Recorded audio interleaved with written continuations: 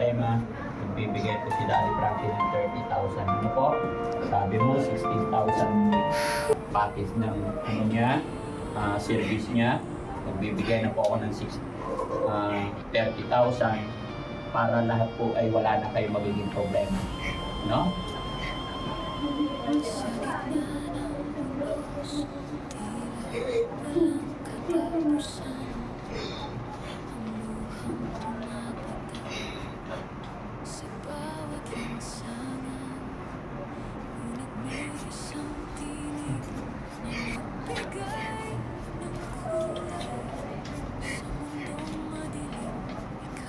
Na ito po, para wala na kayong problema, makapag-set na po kayo ng schedule para may announce na po kayo.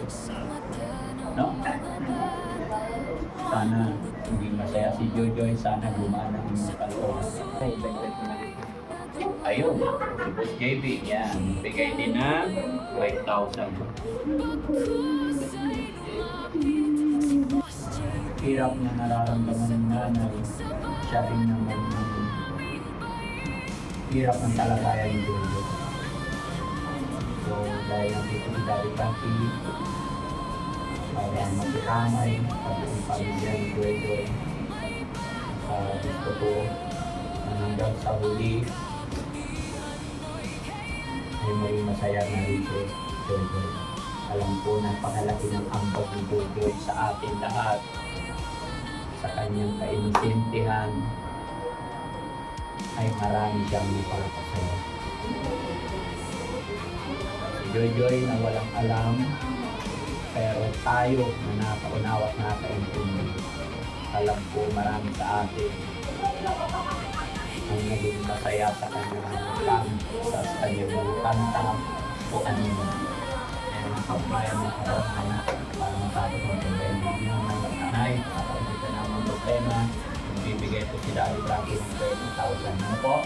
Sabi mo, 16,000 package ng ano niya, service niya.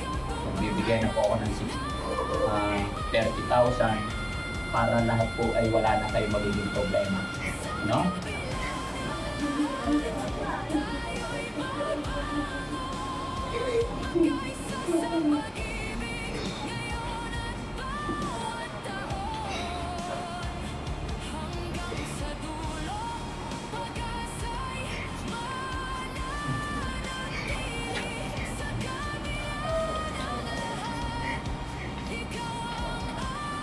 Na ito po, para wala na kayong problema, makapag-set na po kayo ng schedule para may announce na po kayo. No? Sana maging masaya si Jojoy, sana gumana ang inyong kalooban. Okay? Ito po na yung 30,000 po. Para galing po yan sa Team Daddy Frankie. Laban lang na yun, huwag po kayo mawala ng pag-asa. Tanggapin niyo po.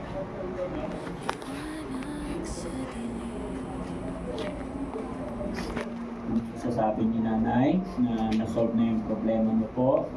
Oh my God, ma'am, siguro kainibig na yung anak ko at sa pagkakit niya.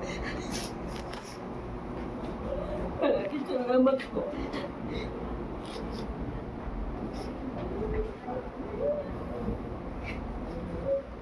Ano man na yun. Lahat ng mga content creator, mga charity vlogger na nakapag-vlog kay Jojoy, ay lahat kami. Ako na po ang humihingi ng nagsasabi, nagpapasalamat din kay Jojoy. Sana maging masaya na siya. Yun ang pakiusap po sa ating mga kapwa content creator.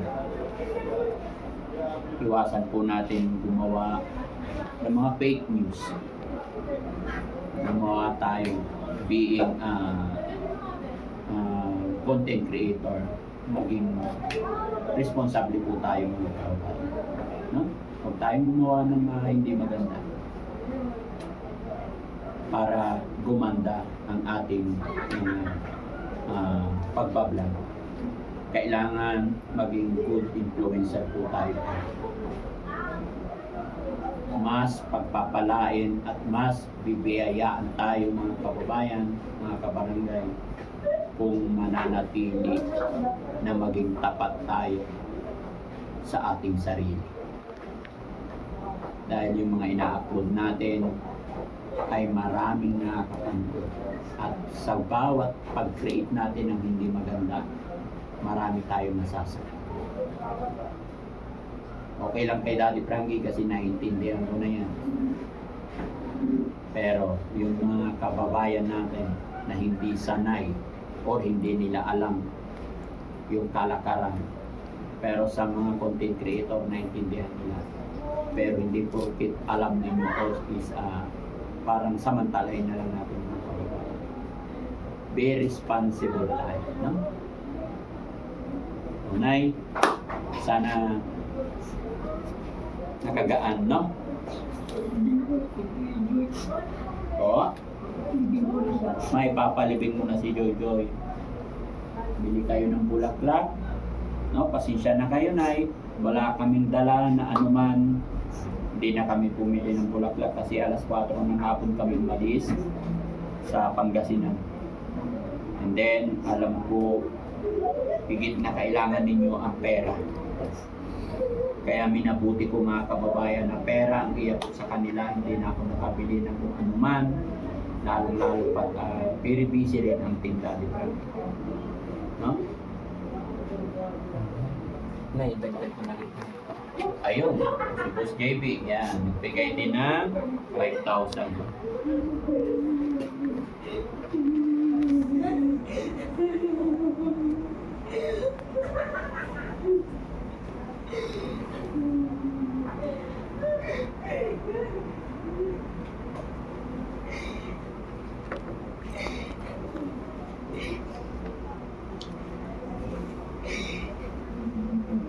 Naiiyak si nanay mga kababayan kasi yung problema niya kanina bago tayo dumating, wala pa talaga, zero pa, hindi sila mapag-decide kung kailan ang libing. Pero ngayon mga kababayan, dumating ang Team Daddy Frankie na pagbigay po tayo ng 30,000 galing kay Daddy Frankie, and then kay Boss TV bali 35,000. Siguro na wala na tayong magiging problema, no? Na-solve na lahat ang problema. Salamat kay God.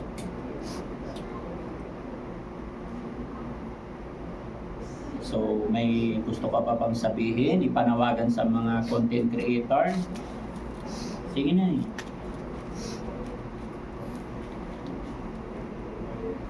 Nawagan sa mga naging gabi ni Gigi sa tulong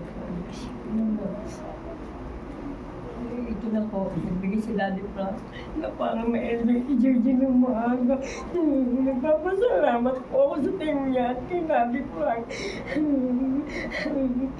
Hindi na kami dito mag-istin. Na may ilibig na si Gigi. Hindi na kayo ma-stain. May araw din ba dito na? Opo, may bayad pa rin po ito dahil sa ilo. 2.5. Sa 2.5. 2.5, ilang araw po yun? Isang linggo. Bakit sana dito ba po siya bayad sa kuryente? At least, solve na yung problema natin. No? Salamat sa Panginoon. Okay, so yun mga kababayan, mga kabarangay, maraming salamat po sa lahat po na sumusuporta, nakakapanood ng video ng Team Daddy Frankie. Hindi po kaya kami gumagawa ng mga video ito, hindi para sa ipagyabang or kung ano man mga kababayan. Gusto lang po namin din ipakita na hanggang sa wakas ay nandito tayo nagmamahal, sumusuporta kay Jojoy. Magandang gabi po sa atin lahat mga kababayan, mabuhay po tayo lahat. Daddy Frankie po, kasama ng ating team. Daddy Frankie, anak ng Pangasinan, from Pangasinan po. God bless you.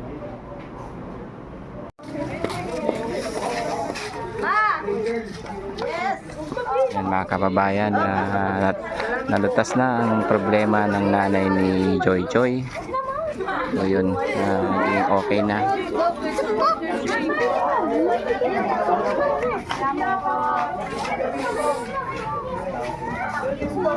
Okay na, Nay? Kasi wala naman Okay. Iyan ako na lang dun sa pick-up ko dun. Ate Carmelo. Tao ni si Jojo sa...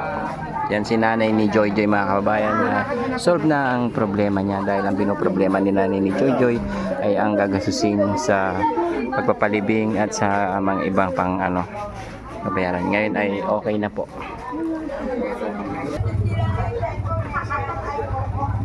Bye bye Joy Joy.